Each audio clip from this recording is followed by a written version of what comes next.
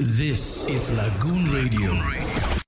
Are you looking for top-notch printing services that deliver quality and reliability every time? Look no further. The Lagos Diocesan Printing Press is here to serve you. At the Lagos Diocesan Printing Press, we specialize in bringing your ideas to life with precision and excellence. Whether you need business cards, brochures, flyers, or banners, we've got you covered. Our state-of-the-art printing technology ensures vibrant colors, clear text, and professional finishing that will make your brand stand out from the crowd. But that's not all. We pride ourselves on exceptional customer service, fast turnaround times, and competitive pricing to fit any budget. So why wait? Visit the Lagos Diocesan Printing Press today at 17 Broad Street, Lagos Anglican Seminary, and let us help you make a lasting impression. You can also give us a call on 0703 559 7826 or 0816 398 2570. Lagos Diocesan Printing Press, where your vision becomes reality.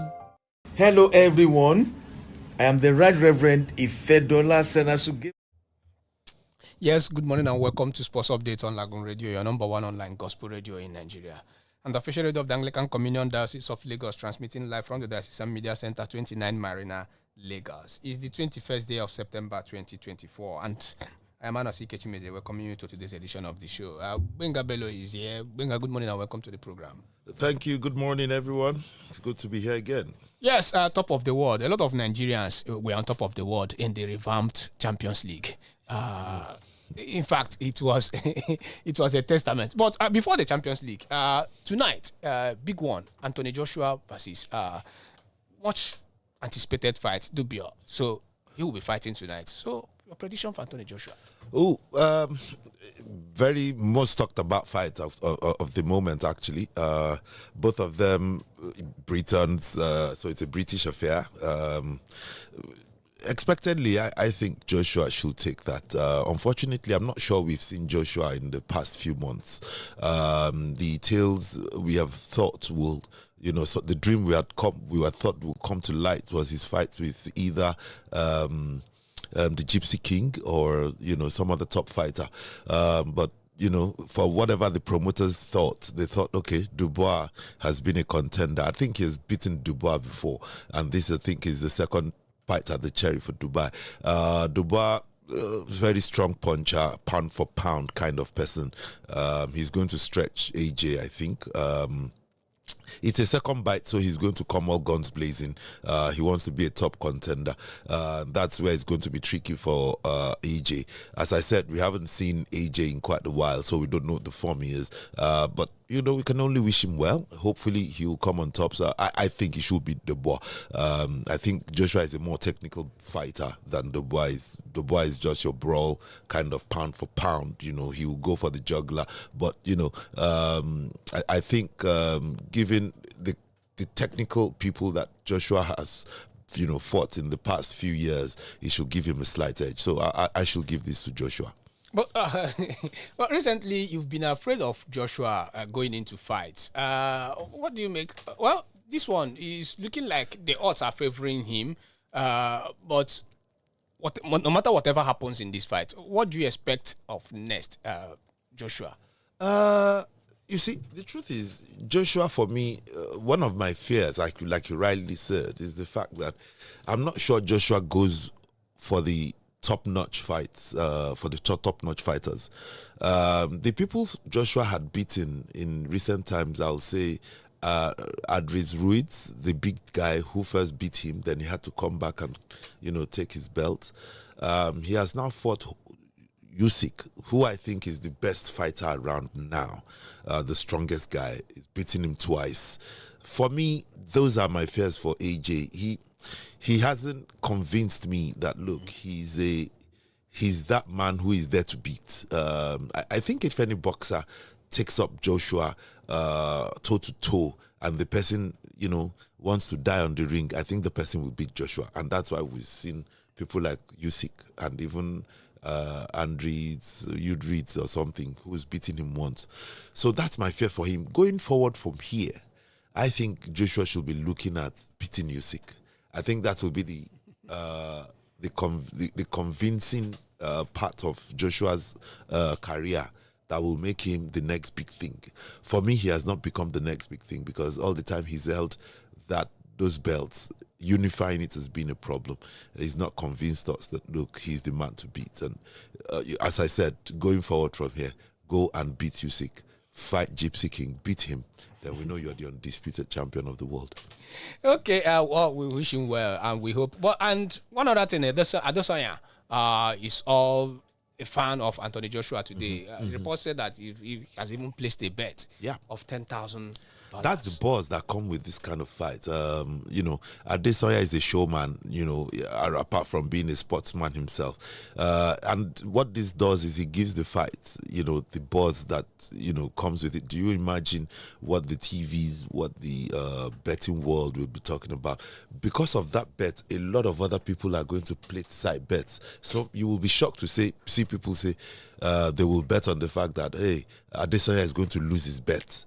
Will you bet on that? That kind of thing. So these are the things that give the commercial buzz to this kind of activities. And, what else? And it's more money for the fighters at the end of the day because all these things have a way of trickling down, into the purse of the promoters. So, fantastic commercial value for the fight.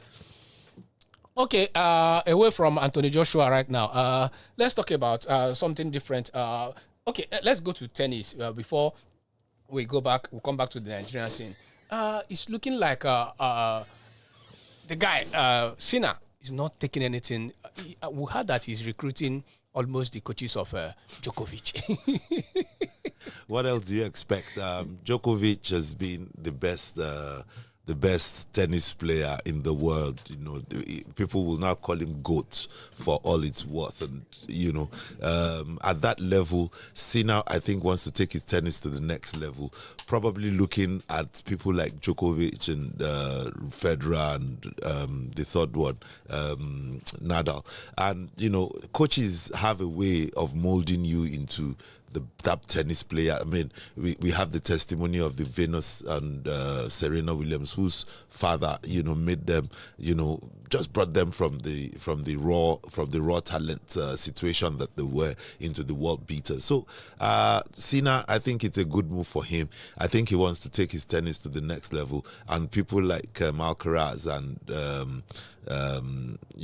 Fritz and the likes of them should watch out because the guy wants to go places and he wants to be the next big thing in tennis. So there we are.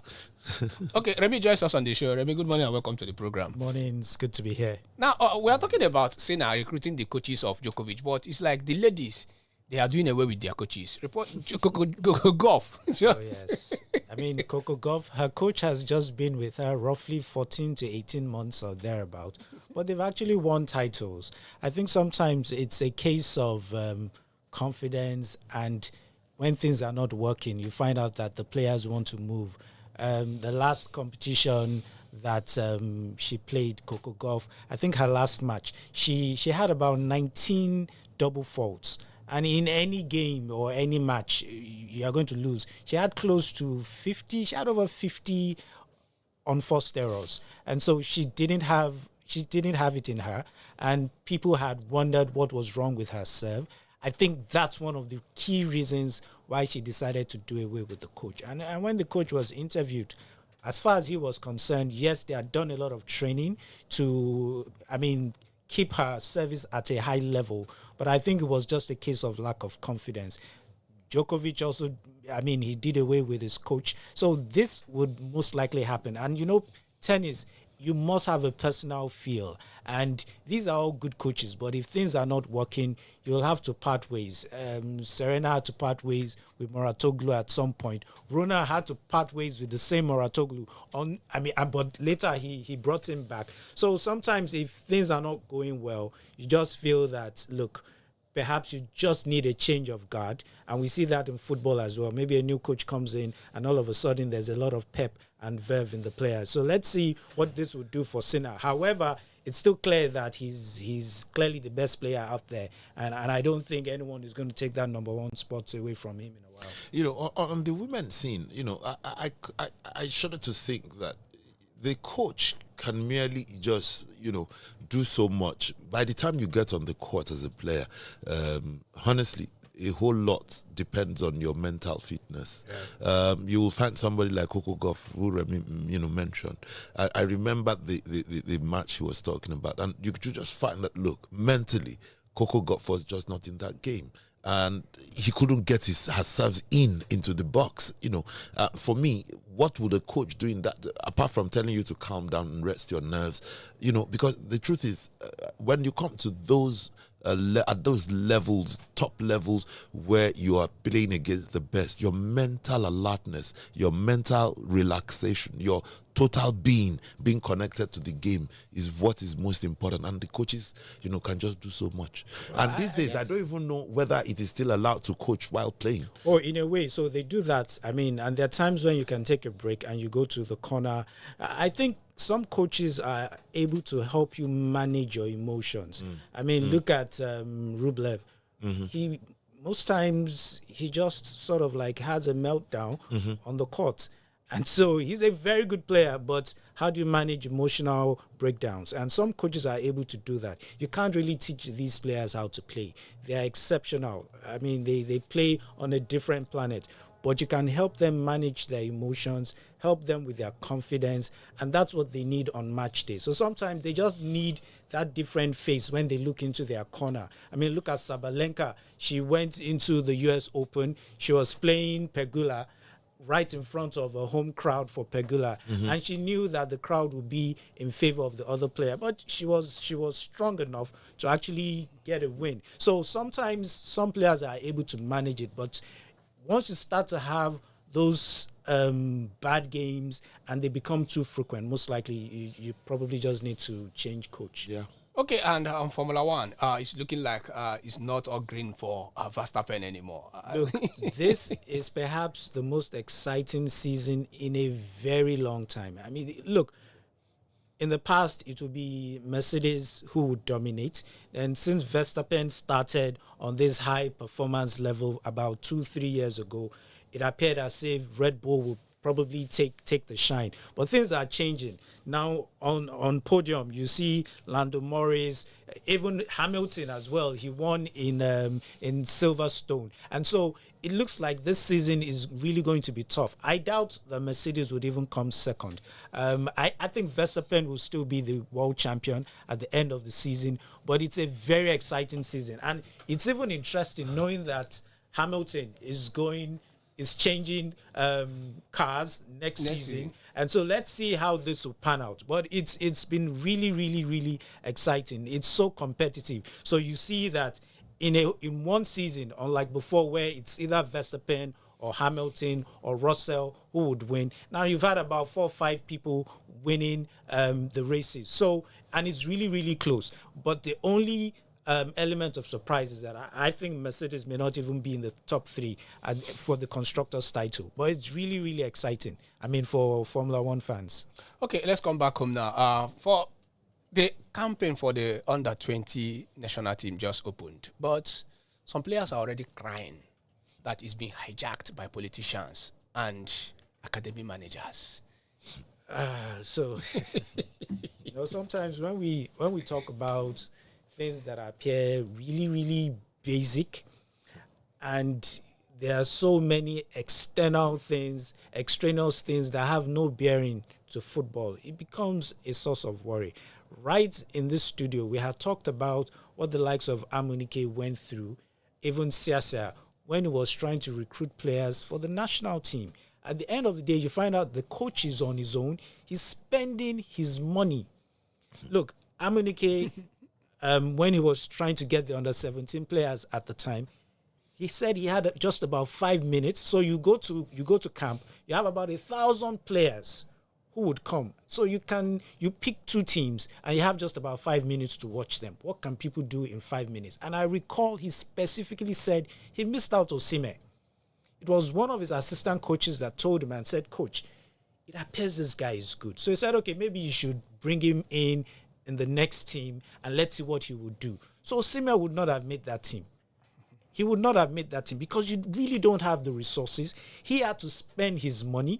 They had to be looking for, so they open camps everywhere. So when we hear that the camp has opened, I get worried because What's wrong with the academies, going to the academies, then sometimes you can get some fringe players, maybe from one community or the other. But once you hear things like open camp, you need to see what those camps look like. What can a coach do with 1,000 players in a state? And he moves to another state and he sees another 1,000 players. And he has 5 minutes for 22 players to show their mettle. He's never going to get, some players will never get the opportunity to show what they're made of. And this issue about it being hijacked, that's been the case since the 80s. It's nothing new. Some players are still able to go through. But we've heard of players who are told to come back repeatedly, even when look, I think what the Football Federation really should do is have academies. The academies will be able to churn out excellent players. So the coach has a place to pick from. Don't let a coach go to the stadium and say he has an open camp. He doesn't really have time. And sometimes you have nothing more than 30 days to pick a team, and you have thousands of players in each region. Look, honestly, I think it's a Nigerian problem that goes open camp that goes to show the kind of people that we are. Honestly, I look at how if you look at our underage football in the last close to 6 years, it's been a complete shambles. The last under 17 did not even qualify for the World Cup. The ones that qualified for the last World Cup were a complete set of. I heard they cried and They just. So you will find out that the selection process and the fact that people have become like every other thing in Nigeria, it is a do or die. It's either you pick my person or we scatter everything. I think that's the problem that we've had now. And you will find out that the age grades where we've flourished has become completely, it's become a sham. The idea of football academies in themselves questions the fact that are the people in those academies the actual best? I see situations where you have academies that are state-owned, where parents take their children there, parents who could afford it.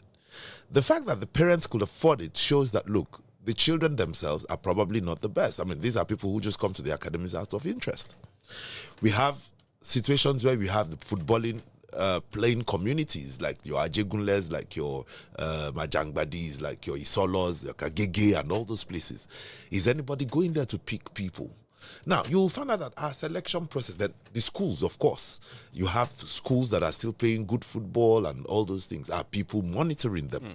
So you will find out that our monitoring and picking system, again, is flawed. When you now have members of the FA who now bring players and say that this is my candidate, the likelihood that you're going to get the best of the lot at these age competitions is almost zero, because it will be a function of the fact that, yes, the parents who could send their children to academy are the ones whose children you will see, of course, at those academies. And then you will be left with those people who you've shut out a whole generation of fantastic footballers from the hinterlands. So I think the first thing is that, look, we must have a strategic approach to selection. Are people monitoring people who are playing in the villages, in the hamlets, in the crannies? Are people monitoring those people? Then if people are monitoring, are they bringing them into the fold? Then are we looking at the academy? I'm not saying the academies won't produce good players. No, there will be some fantastic for the Pepsi Academy has produced some really good footballers in time past. The schools will be, so are we going to create a competition between the academies and the schools and the hinterlands? Those are the ways by which you can now have, you see, and you have time. That is the truth. We have time. Now we are preparing for a WAFU competition that is going to hold in October, November, and the coach is now complaining in September. It is true. The reality is that we are doomed to fail for that WAFU competition. And that WAFU competition is your stepping stone into competing at the African level. So if at the sub-regional level you are not even competing, then what are we doing? It's just a shame how we've become. Look, see, the truth is, this fire brigade approach, unfortunately, you put the coaches under pressure. You actually put the players too under pressure.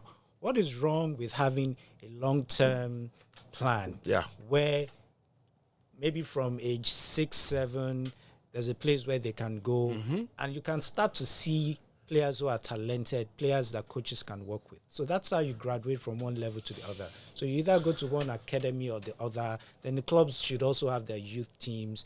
I mean, the likes of Barcelona, Real Madrid and co, they have basketball teams. It's not just football. They play different competitions and they have an academy. Now, why should it be the national team coach who should then call players from practically everywhere, some of whom are in no academies or anywhere, and he then starts to go through to pick 23 players for a competition that will start in weeks? Rather, it is better for the coach to have time to go to academies. The academies already know their best players. So the coach can then say, look, I have 10 players that I have identified from one academy or one competition or the other. So I want to try out maybe 20 more players. And from there, I have 30. I'll prune it down to 23. It makes it easy. Then why are we always planning for a competition and we start our plan 2-3 weeks before the competition? It doesn't make sense. That means we are never going to develop youth football at the rate. So in the past, we had the academicals where you had a football competitions that had young people. You had the Principal Cup. You had all of these things. They're all gone. You had Youth Fund. Because they are gone, it is now very difficult for a coach to get the best talent. It's almost impossible. And it's an arduous task for him. So you give him thousands of players to go through, and he has 2 or 3 weeks to do that. Well, drama cannot be taken away from Nigerian football for now. Bruno Labbadia announced himself on social media as... He announced himself. Yes. He just announced himself to go to hell. He wrote new chapter, and there was a Nigerian flag there. Till this moment, the NFF are yet to issue a statement on this. And FIFA released the ranking. We are still 39th. So, well, for me personally, I'm not really bothered about FIFA rankings. I mean, it's based on the number of games you've played and your performance in those games. So if you're not playing grade A games and so you may drop in points. So that's not really important for me. And I think rather than focusing on the FIFA ranking, we should use that as a basis of determining what we really need to do better. In terms of the national team coach, with this Labbadia issue, he had been announced as the coach. Then we heard that he had said Eguavoen would handle 2 matches. And so I was wondering, so you have a coach who's not even coming. Then we heard that, he's not coming anymore because he wanted the FA to take on his tax responsibilities, which really, I wouldn't even agree with. Now, so it means NFA probably jumped the gun. They felt that principles and terms had been agreed to, so they made the announcement, albeit we were embarrassed at the end of the day. Whether he has a Nigerian flag next to him, maybe they've tried to resolve the issue. But I think the FA should just make up its mind what they want to do. I'm not even sure it's even comfortable for the likes of Eguavoen. You don't know whether you'll be in charge or whether you won't be in charge. Clearly, everyone is confused. I think for stability, we should have a coach and give him time to work. All this guesswork and rumors going round and round, it doesn't even help the players. So the players don't even know who is going to call them next before we start to prosecute the next qualifiers that we have. I think the FA should just make up its mind on what it wants to do. I think Nigerians would then, unfortunately, they probably will just care less because they feel that the FA knows what it's doing, and it may not be in our best interest because nobody runs football like this. I think for the benefit of the players, you need to have a coach early so that the coach can start to work with the team. Whether it's a foreign coach or a local coach, just make that decision and let's move on. Nigerians are not going to object to it anyway. They just want to see good football. But I think we can manage things better than how we're doing it currently. I think it's getting to a point where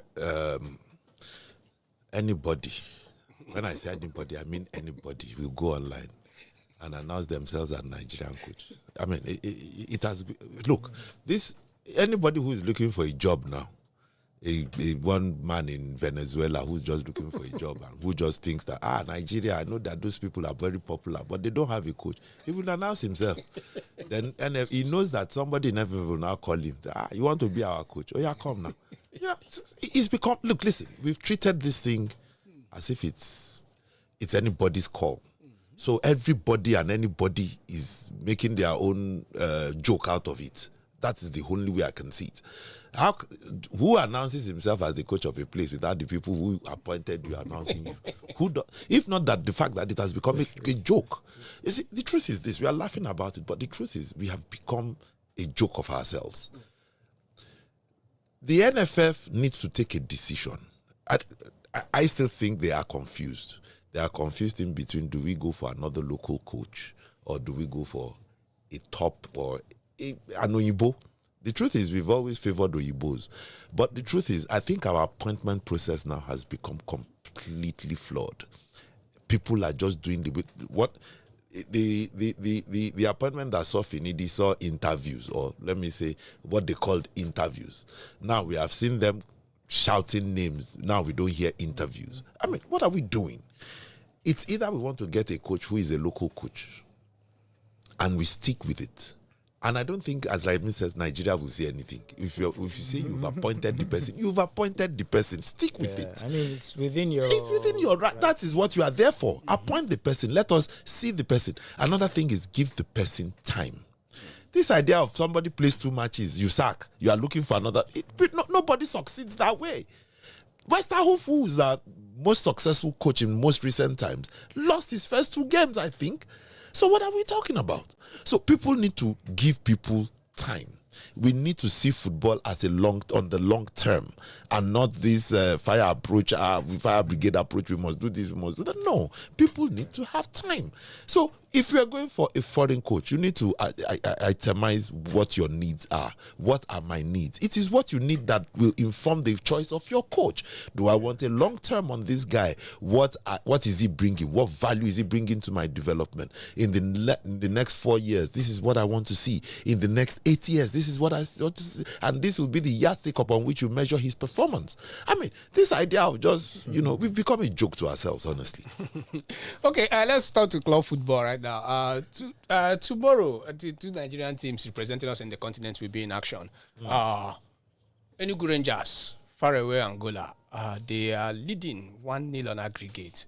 Any hope for Rangers? Well, yeah, there's hope. Look, you have a 1-goal advantage. Typically, what you will expect is they'll try and play safe and see if they can get a draw. The important thing is, I think for clubs at this level, the important thing is just try and get into the knockout stage, because that really is where the real money is, and that's where you can actually, go the whole mile. At this level, manage the game. Yeah, people will say 1-0 is nothing, but it's still 3 points.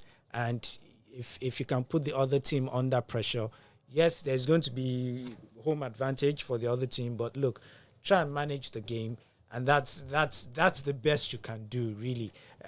Look, unlike in the UEFA Champions League, which has a different format, this is still the home and away. So hopefully Rangers will be able to play a very well-managed game, don't play under pressure, and try and secure a good result. Yeah, I mean, Rangers has done, I think they've been the most convincing Nigerian team in the continent, with the results they've posted.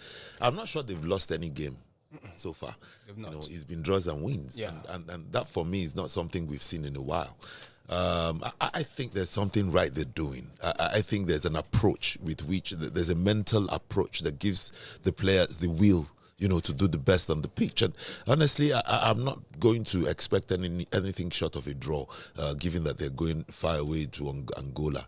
I think they're doing the job quite well, and I hope they continue in that state. If they get into the group stages, then I think it will be another good thing for Nigeria at the continental level.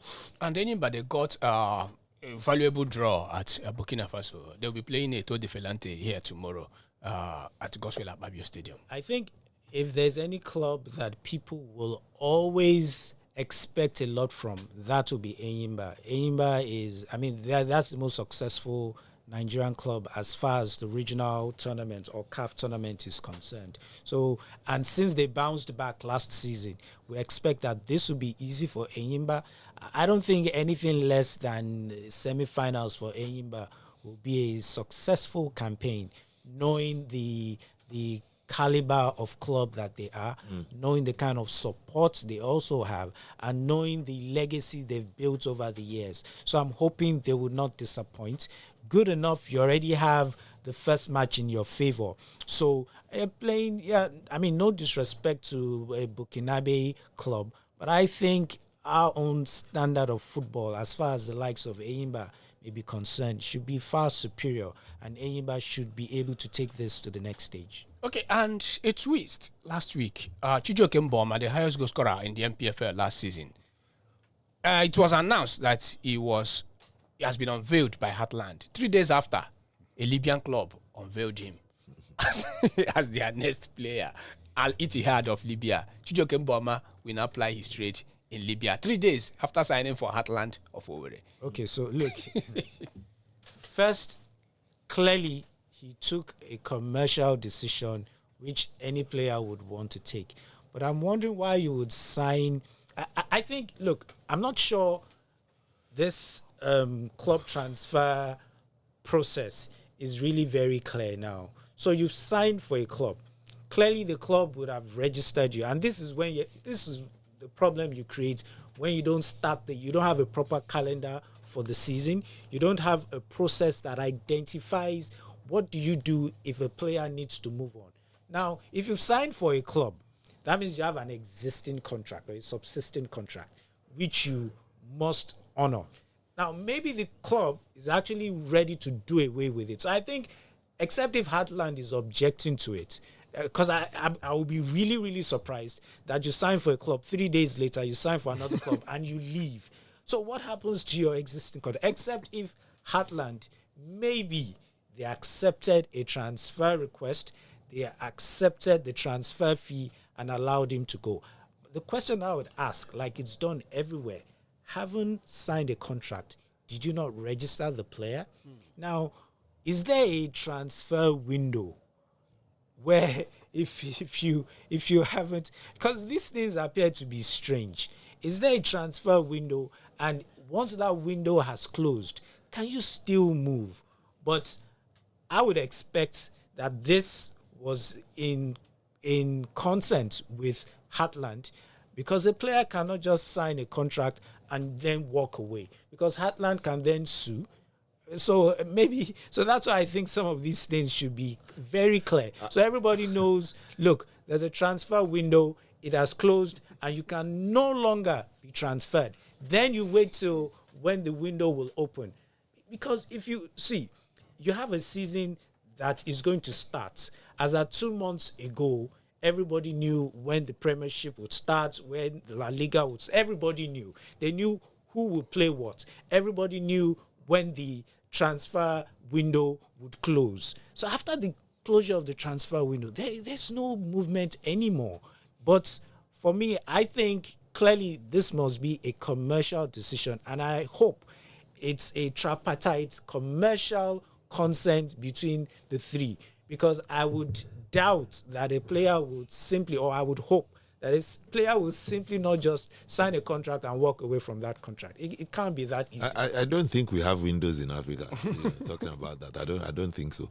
So honestly, what you call a commercial decision, for me, I think it's a survival decision. Okay, see, when you play Nigerian league, you've seen players travel inside bus. Where bandits have attacked them. They've had accidents. You now see where you have people that look like Oyibo in Libya. And, you know, there's a natural psychology that, look, when you're out of Nigeria playing football, it's just always better than Nigeria. And you're likely to get a national call. Exactly. And apart from that, Libya is 2 hours away from Europe. By the time you cross 2 deserts, you will be in Spain or Italy. Exactly. So this guy is just working his way through to, maybe by the time he leaves Libya, he will find himself in Cyprus. And then he will move to Norway. But I hope these players are getting proper advice, because league in Libya. I mean, see, another thing is sometimes these players rely on agents, and yes, maybe because of the way we run our league and the fact that some players are not well paid, some transfer fees are not paid in years. So sometimes the players feel that, look, if I can leave the shores of the country and foreign currency, that's good. And once I leave the shores of the country, it might be easy to move on. But it might not be, because some of those leagues that they go to, they may not be better in terms of quality, but they are better organized. Okay, like Izuog that just went to Moldova, Enimba under 21 player. Yeah. He just moved to Moldova club. Yes. See, these decisions, look, they're commercial decisions, but I'm hoping that in going to those clubs, they know the kind of contract they are signing. Because you sign a contract and you can't leave, and you think that what you would earn will be enough for you to take you through. It may not be. So I am hoping the players are well advised. I'm hoping they have agents. The FA actually has a department that is responsible for transfers, because they actually don't want players going into other countries and signing contracts that will make them subservient. And so I hope this has actually gone through. Another thing in those countries, vetting. when you go to places like Libya and Moldova, you'll find that the living conditions there, there are too many booby traps, particularly for Africans. It's easy for you to get into a situation where people say you are into drugs. There are loads of players who have gone to those places and we don't hear of them. Yeah, you don't hear. You won't know what has happened to them. Somebody might just have killed somebody. Somebody might have been sold into slavery. And I think another thing is because of the situation of the country, people are making decisions after survival. So you will find out that people are going into countries, they don't even know how the country works. There are some places in that Europe that you call, if you go there, you mess up. People, you won't be heard of again. Yeah. So honestly, I hope there is somebody who is tracking the movement of these people.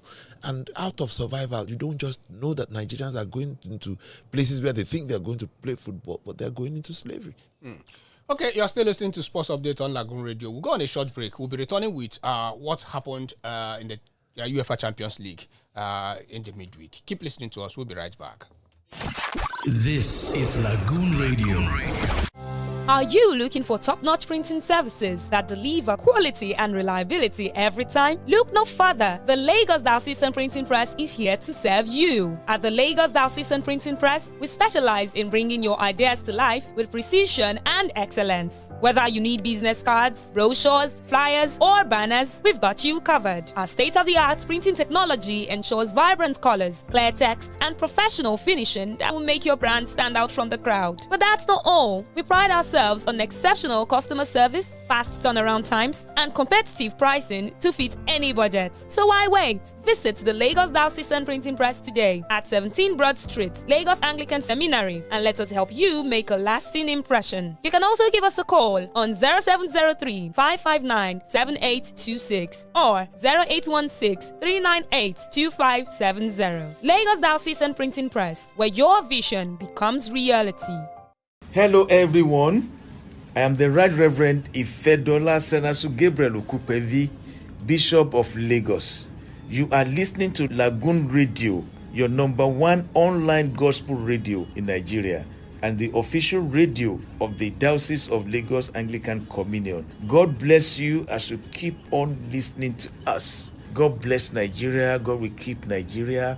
Lagoon of blessings will be upon you. Keep on listening. Keep on smiling, and peace will reign in your domain. In Jesus' name. This is Lagoon Radio.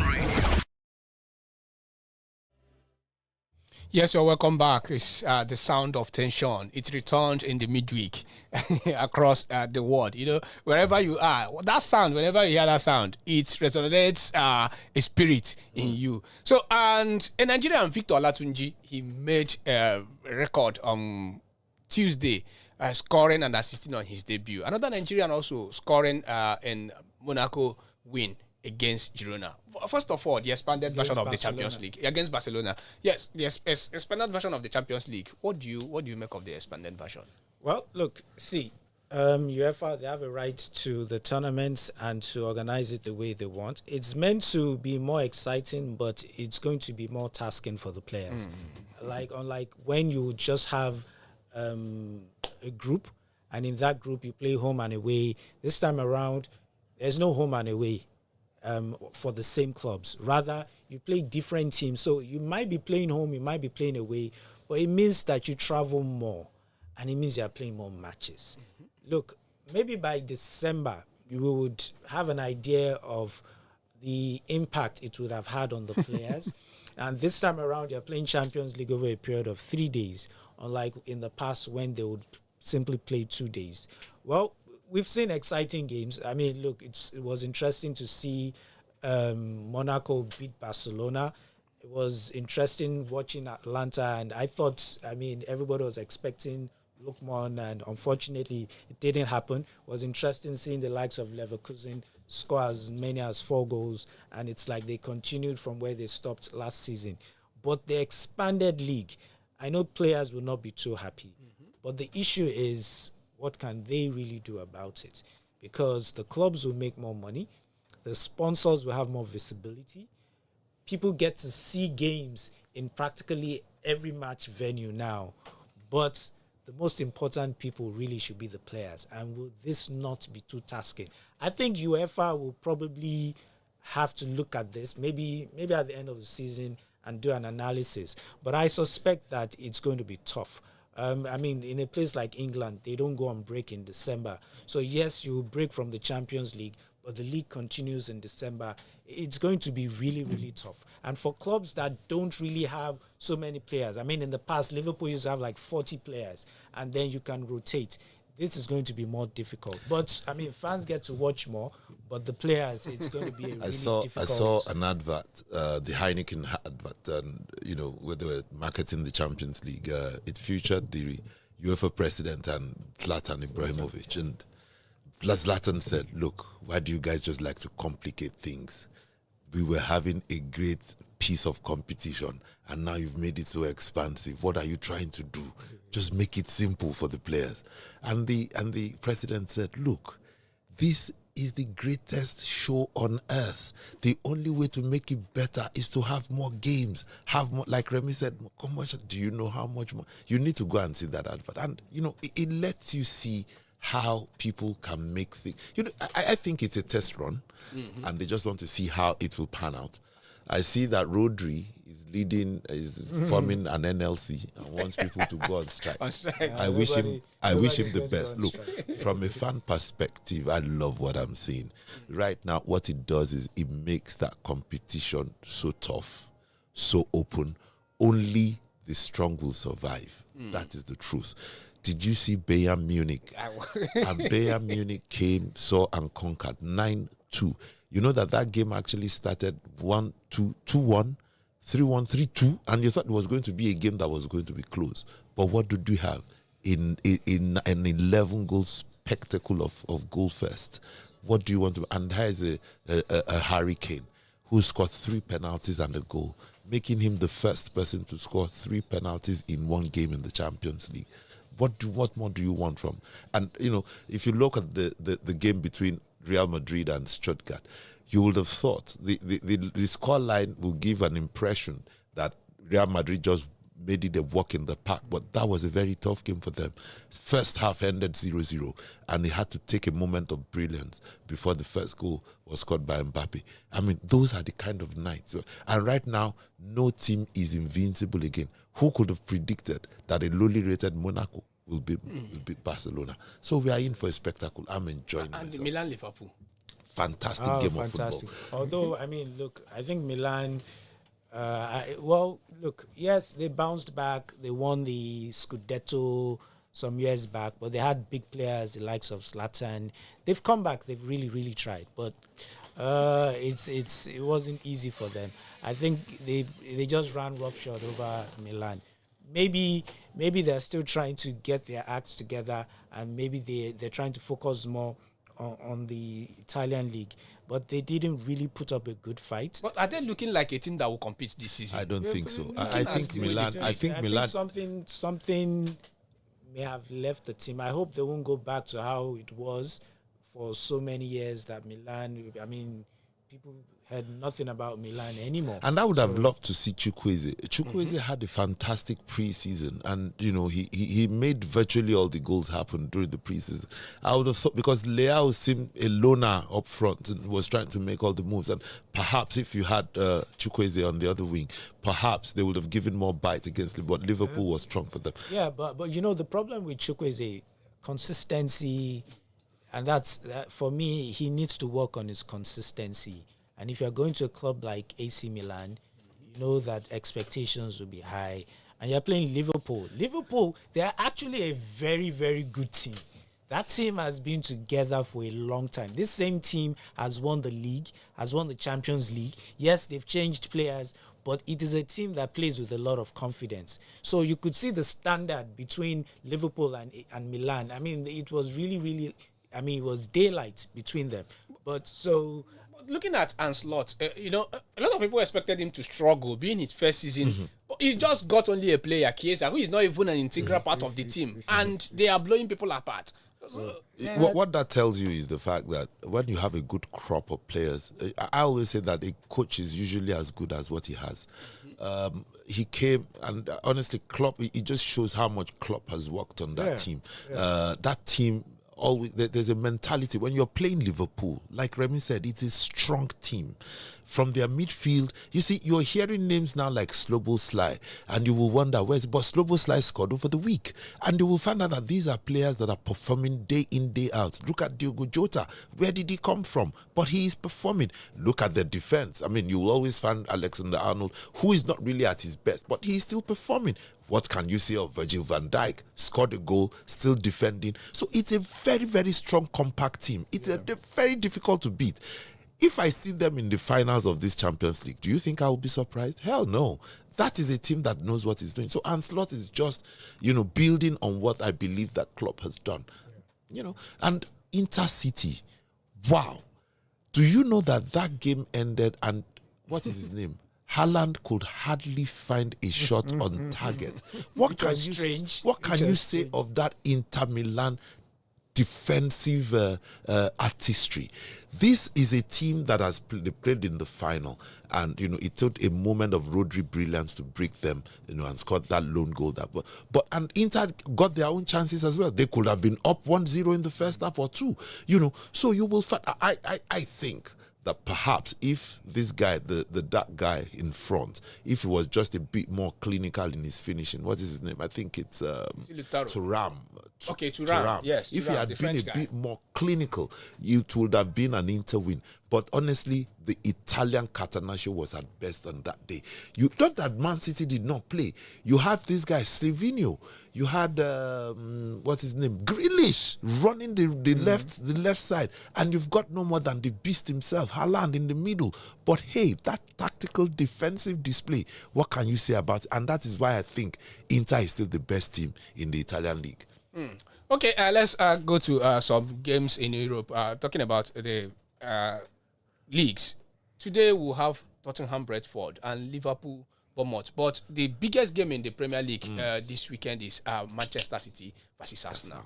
Oh yes, look, those two teams. I mean, it was a drawn battle last season, and you could see that Arsenal, they pushed it all the way, but they just couldn't survive. And Man City, I mean, they showed that they had more class and they won the league. But this really will show who wants it more. And clearly, they appear to be the best team so far in the Premiership. And it will be an exciting game. Arsenal will never play defensive football. They always want to express themselves. They will attack. Man City will never sit back. So what you expect is end-to-end action between both teams.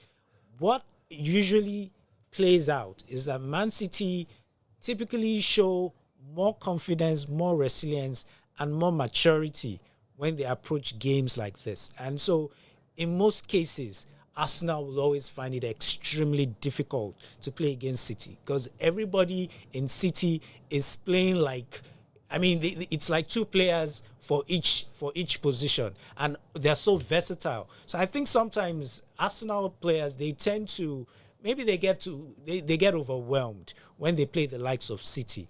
But if they're not overwhelmed in this game and they take it, you take the competition to them, perhaps they may have a result. But I always feel that a Man City-Arsenal game will always end in favor of Man City because of the resilience, because of the confidence, and the fact that Man City have a more robust style of playing.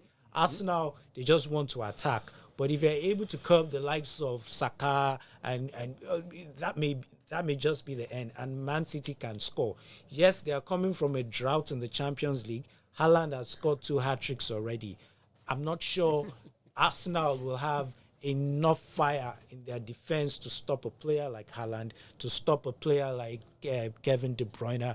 Because Man City, they just have a way that they play that makes it difficult. I think the few clubs that can actually match Man City skill for skill, tactic for tactic, will be the likes of Liverpool and maybe Manchester United on a good day. But I'll expect Arsenal to put up a fantastic match, and I'm sure it's going to be an exciting game. From a neutral perspective, the only thing I'm missing is the fact that you won't have a Declan Rice and you won't have.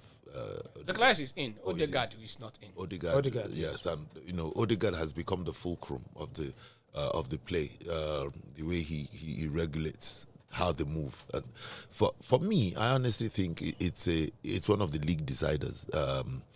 Arsenal is 10 points, Man City is 12 points, and for me, if Arsenal wins, it takes them above, and Man City puts a lot of pressure on Man City. Like Remy said, the difficulty is how overwhelming it becomes for teams like Arsenal, and you can feel it on the pressure when people like Partey will go and concede a penalty against Atalanta. Against Man City, you could find a replay of that kind of thing when you've become overwhelmed by the kind of mass of attacks against your team. So honestly, I think Man City has a chance here. I think they're playing in the Etihad. Yes, 4:30 tomorrow. It makes it difficult. And in the Italian league, the Milan derby, Inter Milan versus AC Milan. Okay, so I think AC Milan, they have a lot to do in terms of confidence. Inter, clearly, they are favorites for this game. And, for years, they had actually been able to show superiority over AC Milan. Interestingly, they always play in the same stadium. I think Inter, they have an edge, not just because of the way they've been playing, but even from midweek. We could see that AC Milan, they tend to struggle sometimes when they are under pressure. Maybe this could be a wake-up call for them. But for this, if one had to stick out one's neck, maybe you would expect that Inter will probably put up a better effort. They may not necessarily win, but I think it won't be a surprise if Inter ended up beating AC Milan. And the Spanish La Liga is looking like some dicey games. Villarreal versus Barcelona. Quite dicey. Barcelona will have to rise from the disappointment of the week. And, I was telling a friend of mine who's a Barca supporter that, look, by the time the Champions League starts, the rush you saw of Barcelona might slow down a bit, because now you have teams dig at them, and how you're able to now put your head and the mentality. One thing, playing Champions League and still seeking home glory is the fact that the pressure becomes very overwhelming, and I hope Barcelona is not getting there too early. But the La Liga form is in peril at this moment, and I don't see Villarreal, stopping them. And today, Antonio Conte returns to Juventus. So Juventus versus Napoli. Wow. Has Napoli won a game yet? Yes, they've won 2. Okay. So, look, Conte, at least now that Osimhen is out, I'm sure he can be focused now. I guess he has the team that he wants. So no excuses now. I mean, Conte, look, is a dramatic coach. We know what he can do. He's usually, he's like what's the name of the Atletico?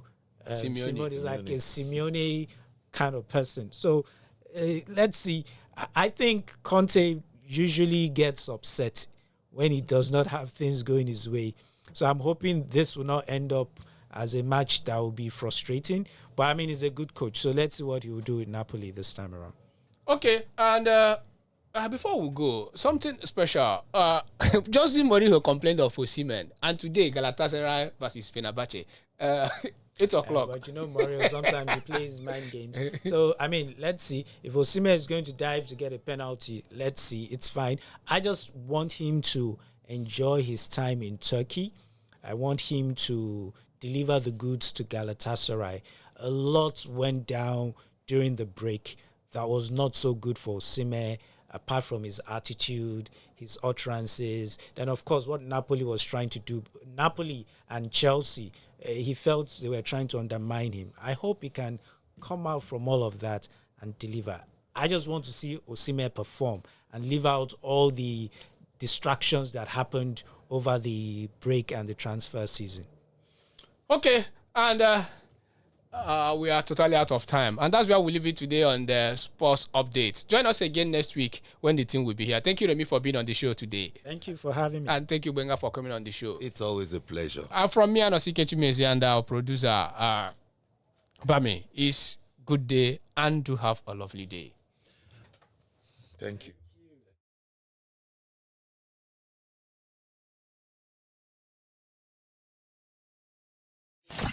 This is Lagoon Radio. My people, your Owonge show don land for your correct radio station, Lagoon Radio, your number one online gospel radio, powered by the Anglican Diocese of Lagos. Join me, your personal person, Owonge Sandito, every Saturday from 3 p.m. reach 4 p.m. We go dey talk about different things where they sell for our society, for family, now for every matter we go dey chook our mouth dey yarn una. Join us for www.lagoonradio.ng. make una follow us for social media, Lagoon Radio Nigeria, that one na for Facebook, Lagoon Radio NG, Instagram and Twitter. Watch us for YouTube at LagoonTV. Make we dey totori una dey go.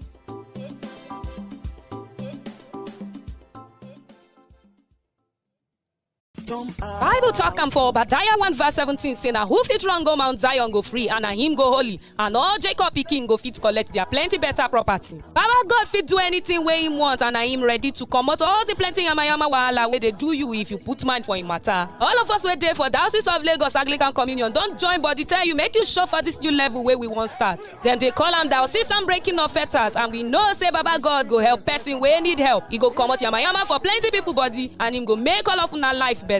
Now every third Tuesday this one go dey happen o for also Church Lekki wey dey for number 15 Kayode Animashaun Street, wey dey for Admiralty Way side for inside Lekki phase 1. E go start for 11 o'clock for morning time. Anybody wey call Baba God name na him go see help and things go dey okay for am. Oya run come collect brekete blessing and miracle o. Na right Rev'd Ifedola Senasu Gabriel Okupevi, the oga patapata for Lagos Diocese Anglican Communion, na he carry this story come.